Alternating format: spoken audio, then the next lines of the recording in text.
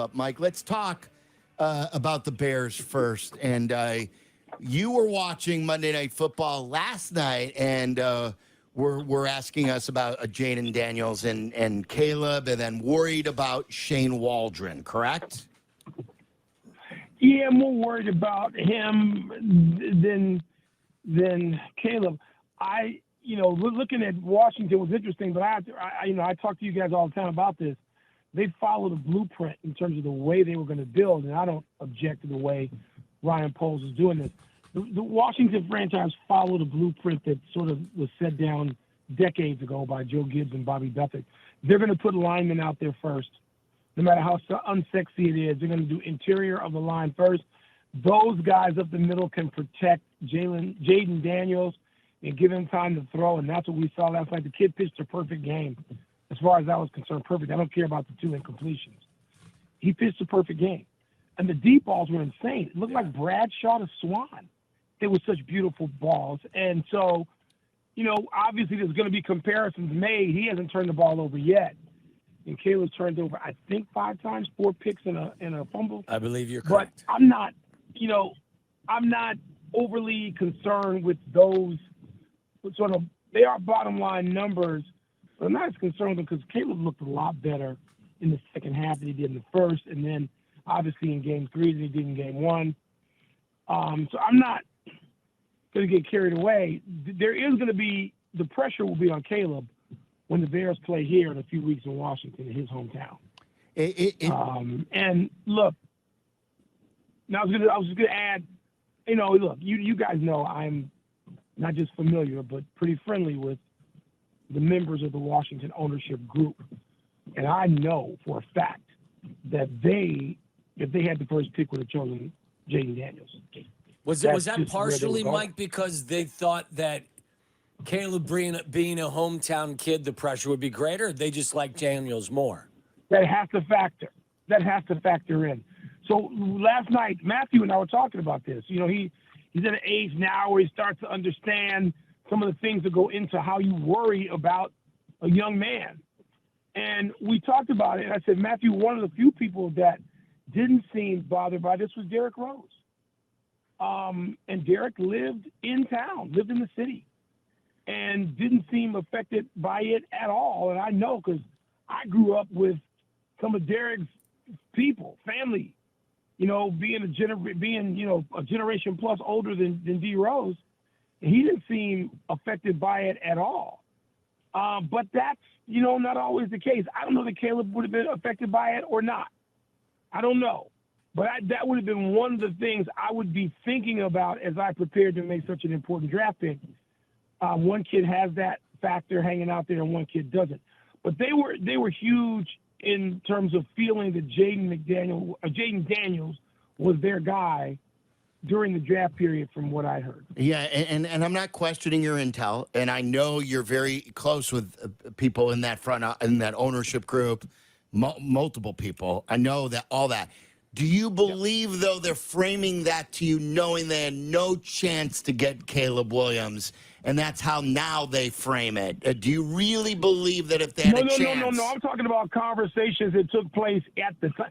I'm talking about real time. I'm talking about people saying to me in real time in March and April, Jayden Daniels is our guy.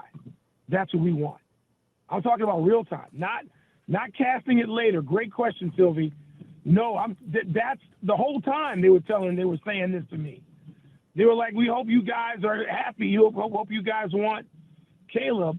We think he's great too, but we want Jayden. Is there any concern I'm sorry. Go ahead, Mike.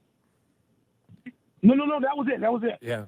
I was just going to say, I mean, the only concern I would have watching Jayden Daniels, and I've admired how he's played, is he's got a little recklessness to him, much in the manner in which Anthony Richardson played last year. And Anthony Richardson, 6'5" and 245 pounds. We know what happened to him. My only concern if I was Dan Quinn is I got to make sure that in the heat of battle and the enthusiasm that he is playing with right now, he also uses good judgment, and doesn't expose himself to too much of the punishment that ultimately will wear him down. Tommy, not only is that's not in the back of people's minds here, that's front of mind. Robert Griffin, I think, was 10-2 as a rookie, I think. And people don't even remember that. People just think that RG3 was, a guy who was marketed and a guy who appeared on, College Game Day. No, Robert Griffin was as good a rookie quarterback as anybody in the last 25 years except for Ben Roethlisberger. And he had that same frame, it's a track frame. Mm-hmm. And Robert Griffin was, I don't know, I'm going to 6'2", 6'3", but he was like 208. And he was just, you looked at him and when you looked at him in person, you saw track and field. And he was broken in half. I mean, he just was. And he was great in terms of his skill set. And people wondered about the same thing, and boom, it happened right away, early in his career. But he never was able to get back on track. I looked at Jayden Daniels last night, and I just remember texting somebody saying, "Oh my God, look how thin he is." Yeah, look how thin he is. That's going to be the defensive game plan. I'm not suggesting people are going to try to hurt him, but when you can take a shot at him, you are going to take the shot at him. Yes, and try to wear him out because of that narrow frame. And he doesn't slide. Yeah, he doesn't know how to slide. He slid once last night. He will. And they joked about it on the broadcast because he doesn't know how to. Kids don't play multiple sports. They don't play baseball anymore. They don't know how to slide. He will. So if I am, you need, yeah, he's going to learn. He's got to. Oh yeah. You need one game, and you need a guy to call your plays. And over here I've got Shane Waldron, and over here I've got Luke Getsy. Yeah. Who do you want? Oof, Shane Waldron. It's not even close. Oh really? But I really want what's his name, who's doing that for Washington right now, because I wanted him when the Bears had a chance to hire him. You wanted him in real time too. Who had worked with Caleb? He had worked with Caleb. Didn't he work at USC? Yes. For Caleb's last year. Yeah, he was an offensive consultant. That's who I wanted. They brought him. By the way, I'm not saying that Waldron won't work out to be just fine. I'm just saying my instinct was if I could get him, because I know, look, he might be bold to the extreme, and I might get tired of that come, a year or two from now.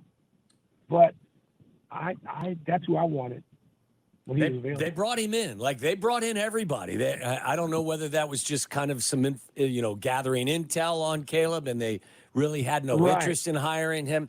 They brought Clint Kubiak in. They made the choice. And I think, as Silvy referred to it yesterday, it was almost as if it was like a head coach hire in the manner in which everyone got involved, I believe, and they decided that Shane Waldron was their guy. And maybe he's the right guy. We're way too early to judge him, just like we're way too early to judge rookie quarterbacks. So I'm not going to do that. I'm not. I'm just, it's fun to take a little shot. How here concerned and there, are you though? How concerned are you though, Mike, that they can't, whether they want to or not, they can't successfully run the football to take some pressure off this kid? Well, I'm concerned. And all that goes back to offensive line. And so at least, Tommy, and you know this better. You've been you were in the locker room of coaches that really cared about that at a time where the Bears, oh my God. I mean, only one of those guys may be in the Hall of Fame, but certainly two more deserve some consideration for a Hall of Fame on that offensive line. And the Bears just don't have that line. I mean, and just, look, I'm not covering the NFL every day like I was at one point, but I have enough discussions with people to know they don't have it. And they particularly they're not strong up the middle, according to people who played and coached the position I talked to. And so they can't really do much about it. But they have money. They figure to have money. And how many draft picks do the Bears have? Like 9 or Full something? complement. Yeah, maybe plus even an more, extra 2. Right. Yeah, so they're gonna go into this knowing what it is they need to do in the off season. They're gonna look. If you want to take 8 offensive linemen, fine. You can fix this problem. Kansas City did it overnight when they just had they thought they had a problem and a half, and they just said, okay, fine, we're changing this. and you hit the draft and free agency and you go and you make it a priority and you get maulers and road graders and you change your line overnight. Yes, you and I say overnight, I mean the personnel. Obviously, guys need to play together, which is why you can't really do it in season. From people I talked to, Tommy, I asked you that question last week. One of our text chains, because I hear guys I know say that, and I'm just like, I'm so frustrated by it. So it doesn't sound like they can do much during the season. These guys have to play together and get as much better as they can. But yeah, if you can't get the ground game, the running game going, and you can't protect Caleb up the middle, he's not going to have many nights like Jayden Daniel had last night. You know, Mike, Not this year. what bothered me on game day too is sort of what you mentioned 2 games ago when he caved and did the challenge based on his player's reaction, and he had an earlier challenge when the play was right in front of him and he still challenged it with no chance to win. So he blew 2 challenges, blowing 2 timeouts and not having a challenge and losing a timeout in a 1-score game. In this last game, he, in a 1-score game, didn't know whether they were going for 2 or for 1, and he had to blow a timeout in that scenario, and that cost him a very important timeout down the stretch, and it was because of that lack of timeout. They could not onside Cost kick. him. So like, so where does this rank for you on, like, it's year 3 of Matt Eberflus that he's operationally not very good at running everything that needs to be run correctly?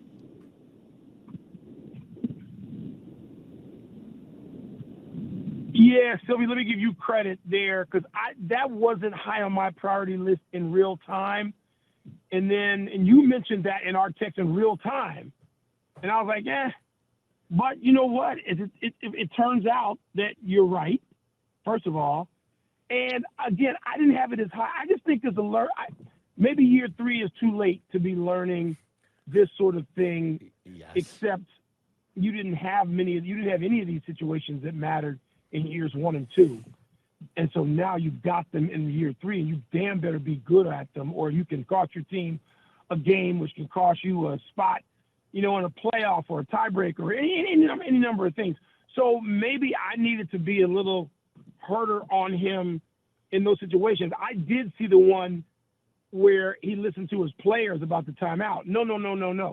So that leads me to ask, if you guys know, because you've been to Howard Hall, is there not someone in charge? Look, even veteran head coaches have someone they lean on often in those situations. I shouldn't say often, entirely. Yes. Someone is paid to do that. Do the Bears not have that? No, they do. That's my question. They do. Unfortunately, though, They do have that. since Matt took over, I believe And they're that person better be up for it. They're 2-5, right? Like 2 wins, 5 losses, and 7 challenges over the last 2+ years, which isn't a good rate of success. He's won 2 challenges out of 7. In what is it, 37 football games? Yeah. So, like, for him to say that he's good at it is not. Yeah, I mean, 2 challenges he's won in 37 games. It's No. Yeah, it's not good. No, you can't say you're good at it. You can't even It's make not that as case. bad as the White Sox, but it's not good. That's over. I don't hear that one. Yeah. But again, I think there's some, I don't know. No, there's a little better winning percentage than that. Yes. But look, these are fair points to raise when the team has aspirations. I just think that, and this is one reason why, you guys know, I just said I wanted to see improvement. We talked leading into week 1 about what each of us wanted to see, and I kept saying improvement. We've already seen some of that on field. We got to see more of it. Don't know how much of it we can see with the offensive line. And by the way, that special teams thing, which cost the defense unnecessarily, that ticked me off. And the special teams has now given up kind of 2 scores because Valus Jones gave up one week 1. right. And the head bob cost them, I don't know if that cost them a touchdown or a field goal. Touchdown, I believe. In week 2, because they put the defense back on the field when they were exhausted. And the defense you can't expect the defense to be perfect every week. I think it was a touchdown. Yeah. So I'm a little salty about some of those things more than I am Eberflus and whatever his staff is not doing as well as I'd like to see 3 weeks in. Did you guys discuss today at all about the White Sox going for the record?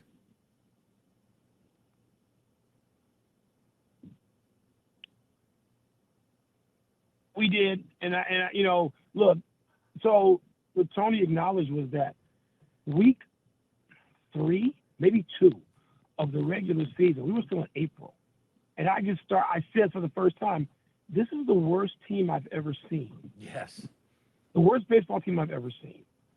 And I don't know, baseball is still a sport I know instinctively better than all the others. It's my first love in my life. The first things I ever did, the first games I ever attended were at Old Comiskey.